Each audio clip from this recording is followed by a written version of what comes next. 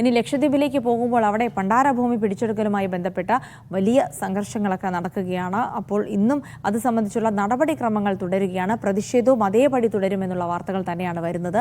വിവിധ ദ്വീപുകളിൽ സർവേ നടപടികളുമായി എത്തിയ ഉദ്യോഗസ്ഥരെ ദ്വീപ് നിവാസികൾ ഒന്നടങ്കം തടഞ്ഞ സാഹചര്യത്തിൽ പോലീസ് സംരക്ഷണത്തിലാണ് സർവേ നടപടികൾ പുരോഗമിക്കുന്നത്.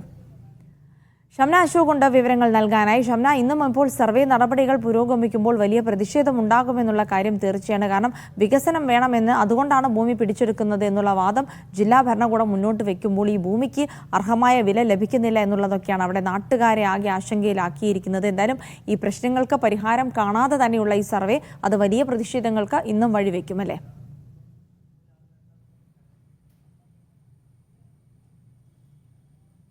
ജിൽസി, അങ്ങനെ തന്നെയാണ് മനസ്സിലാക്കുന്നത്. ഇന്നും വലിയ പ്രതിഷേധവുമായി മുന്നോട്ട് പോകാൻ തന്നെയാണ് ലക്ഷദ്വീപിലുള്ള ആളുകൾ തീരുമാനിച്ചിട്ടുള്ളത്. വിവിധ ദ്വീപുകളിലാണ് ഇതുമായി ബന്ധപ്പെട്ട സർവേ നടപടികളുമായി കലക്ടർ മുന്നോട്ട് പോകുന്നത്. അതുകൊണ്ട് തന്നെ എന്ത് വില കൊടുത്തും അതിനെ ചെറുത്തു നിൽക്കുക എന്നുള്ളതാണ് ഇപ്പോൾ അവിടെയുള്ള ജനങ്ങൾ പറയുന്നത്. 2023 മുതലുള്ള തർക്കമാണ്. അന്ന് ഹൈക്കോടതിയുടെ ഒരു ഉത്തരവ് പ്രകാരം ഇവിടെ ഏറ്റെടുക്കൽ നടപടികളൊന്നും പാടില്ല എന്നൊരു നിർദ്ദേശമുണ്ടായിരുന്നു. അതിനിടയിൽ കൂടിയാണ് ഈ പണ്ടാര ഭൂമിയായിട്ടുള്ളവ സർക്കാരിന്റെ ഭൂമിയാണ്, അത് ഏറ്റെടുക്കുകയാണ് എന്നുള്ള ഒരു ഉത്തരവ് കളക്ടറുടേതായി പുറത്തു വരുന്നത്. അതിനുശേഷം വലിയ രീതിയിലുള്ള ആശങ്ക ജനങ്ങൾക്ക് ഉണ്ടാക്കിയിട്ടുണ്ട്.